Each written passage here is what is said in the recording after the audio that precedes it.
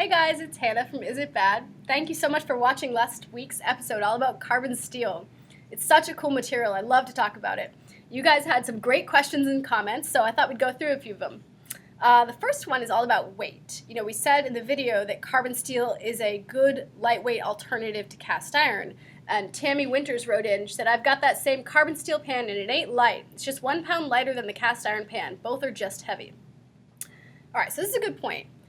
Carbon steel is not light by any means, but it is a good lightweight alternative to cast iron. And they both share the same properties. They can go in the oven, on the stove, they can sear a killer steak, but the carbon steel pan is a little lighter. So I pulled all of our top-rated 12-inch skillets here, and I want to talk about pan weight a little bit.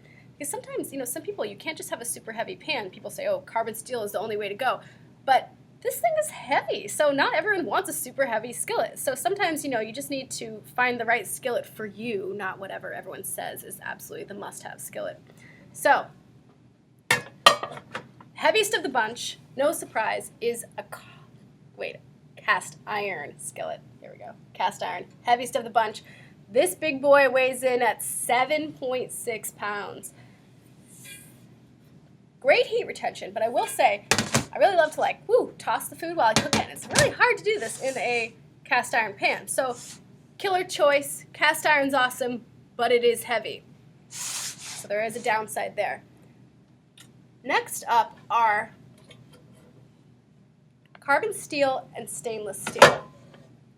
Now these were really similar in weight. I think, let's see, this is the winning all-clad, this is the winning Matfer. This one is 4.7 pounds, this is 4.2 pounds. So compared to cast iron, you're saving about 3 pounds. So these definitely are lighter, and they can go in the oven, on the stove. So they have some of the same properties, but they're a good lighter alternative. But if weight of the skillet is your number one concern, you really need something light, you have wrist problems, whatever your reasons are, they're a heck of a lot easier to clean if they're lighter. Top choice there is going to be a non-stick skillet, like our winner here from OXO. It is just 2.35 pounds. So, weight is your number one concern, get a non-stick skillet. If you don't care about weight at all, you just want heat retention, go for cast iron. You want something in the middle that has some of the properties of each. Stainless steel or carbon steel is a really good choice. Stainless steel, you really don't have to maintain it all. You can beat this pan up a little bit. You don't need to maintain the surface at all, but also things can stick really badly in here. If you ever tried to cook eggs in a stainless steel pan, you have to soak it for hours after. There's some people in the comments that are always like, I cook eggs all the time in my stainless steel pan and they never stick. I'm like, who are you and what are you doing? What kind of magical pan do you have? Because they really do tend to stick in these. They definitely stick for me. I cooked eggs a few weekends ago in mine and I had to soak it for like 3 hours after. So I don't know what kind of magical pans you guys have that are stainless steel but don't stick for eggs. I mean, I used a ton of butter. I don't know where I went wrong. So comment what kind of pan you have if you have a stainless steel pan that doesn't stick at all. That's pretty impressive. But carbon steel, same weight range, but it can get non-stick, which is really cool, and go in the oven and the stove and sear like a boss. So I love carbon steel. All right, so next up, Zeta 5553. Is there a minimum thickness for a good carbon steel skillet, or is thinner the better? Thinner better. Thinner is actually definitely not better. So here, if a pan is too thin, you're going to have hot spots. It might be more prone to warping. It might get damaged more easily. But if it's too thick, you start to lose maneuverability because it starts to get really heavy. So here you want to strike a nice balance between having it be thick enough to heat evenly and be durable, but not so thick that it's super heavy and hard to maneuver, hard to clean. This is actually one reason why Matfer won our testing, because it strikes that nice, perfect balance between the two. And they asked a few more questions here.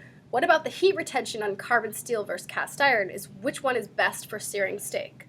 Okay, they're both going to sear a really awesome steak. Both of them can be great at this.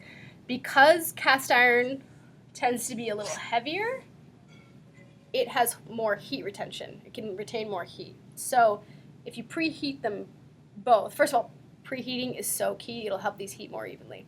Because this has more mass, it might be able to sear a little better, but you can both you can sear a killer steak off of both of them. So they both have their pros and cons, but you can do a great steak with either. And then they asked, what about tin-lined copper cookware? This is a very interesting question. Have you guys seen copper like exploding everywhere recently? Some of it's real copper, some of it's fake, a lot of it's fake, just copper-colored stuff. But we are actually, Lisa McManus, my coworker, is embarking on a huge piece all about copper cookware early next year. So stay tuned for that. We'll have a lot to say about it. All right. Osama Rao 4 asked, I have a carbon steel pan and my stove is electric. Lately I've noticed the bottom is rounded off, is going concave. Why does this happen and is it fixable? Okay, so I talked to Lisa about this and she said that it's probably warped. I'm not sure what kind of pan you have. It might be a little too thin. Maybe you shocked it under cold water and it sort of boinged out of shape a little bit. And if you have an electric stove, the contact is really important. If you have gas, the flames can come up and meet the pan where it's at. But with electric, the surface of the pan needs to have really nice, consistent contact. So unfortunately, a warped pan is a bigger bummer if you have an electric stove. Lisa suggested, it's not necessarily fixable, but if you preheat your pan thoroughly, it might relax a little bit. But I doubt if it's really out of shape that it's going to perfectly flatten out. But if you preheat it really thoroughly, it might relax a little bit. Otherwise, it's not necessarily fixable, and you might want to get a new pan. Sorry. All right. KKS8617 asked, my problem with carbon steel is that I cook with a lot of acidic ingredients, fresh lemon juice, tomatoes, and vinegar, and my seasoning is constantly being stripped away. This is a really good point. Acidic things can pull off your seasoning.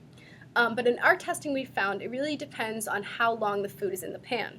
So if you're doing a quick pan sauce that's acidic, it's not going to be a problem. It's not going to ruin your seasoning.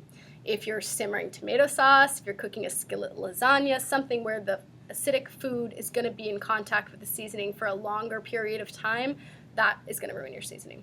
So you can use a different kind of pan, or make sure you only do quicker recipes in your carbon steel.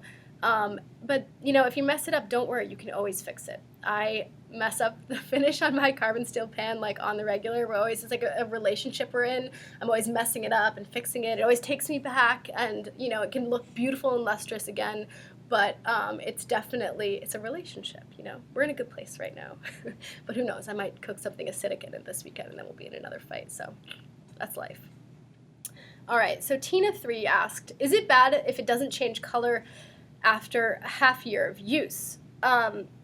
Well, it depends on how much you're using it. If you're not using it at all, then no, it's just part of the process, and because you're not using it much, the process is really slow. If you are using it and it's not changing color, there are a few things. Most carbon steel pans are shipped with a coating on them, a wax or some industrial grade grease to protect the pan from the elements, from the air, from any moisture it might encounter during shipping. So when you first get the pan, most pans have instructions to scrub off that seasoning and, scrub off that coating, and they have a first step seasoning process that's a little more involved than the typical oiling thing you do. Our winning Matfer pan has this kind of hilarious process. You peel 2 potatoes and you use the peels along with some oil and salt, and you cook it around in the pan, and this does an awesome job. The pan turns dark right away, so it's a really noticeable thing. You can see it right away. Matfer is not even sure what the potato peels do. We don't know what the potato peels do. I think it's just having something in the pan to move around and move the salt and the oil all around the pan.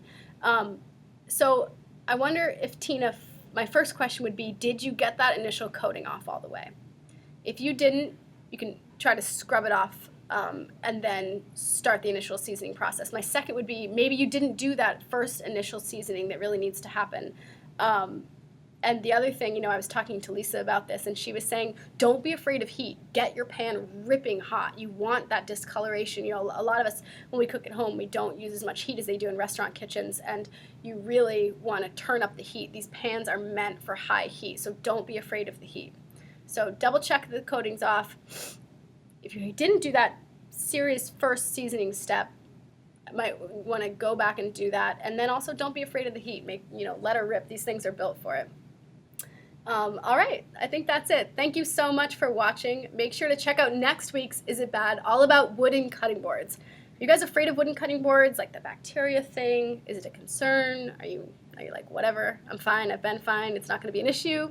Let us know all about it in the comments of next week's video. Make sure to check it out. Thanks so much for watching.